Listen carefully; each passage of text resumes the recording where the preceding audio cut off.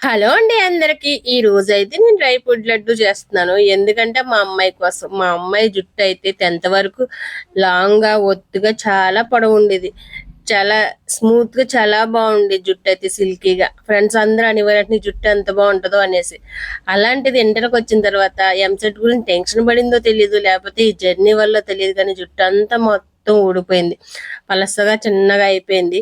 నేను దాన్ని మరీ ఏం చేశాను, మరీ పిలకలా ఉంటుందని కట్ చేస్తే మరీ చిన్నది అయిపోయింది.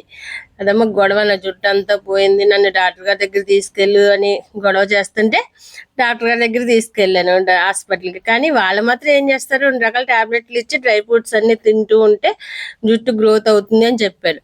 కానీ డ్రై ఫ్రూట్స్ అన్ని తీసుకొచ్చి ఇంట్లో పెడితే అవన్నీ పుచ్చబెడుతుంది తప్ప ఏవీ తినట్లేదు. అవి నానబెట్టి ఒలుచుకుని తినాలంటే అవి కూడా బద్ధకమే కదా. మనం ఎంతో నానబెట్టి ఇచ్చినా సరే అవి తినాలంటే టైం ఉండట్లేదు వాళ్ళకి. అందుకే ఈ రోజైతే నేను ఏం చేశాను, వాటిలన్నీ కొద్దిగా దోరగా వేయించేసి బెల్లం వేయకుండా డేట్స్ తీసుకుని వాటిని కూడా పిక్కలన్నీ ఒలిచేసి మిక్సీ పట్టేసి ఇవన్నీ కలిపి లడ్డూల కింద చేసి తింటానికి సింపుల్ గా ఉంటది కదా అని.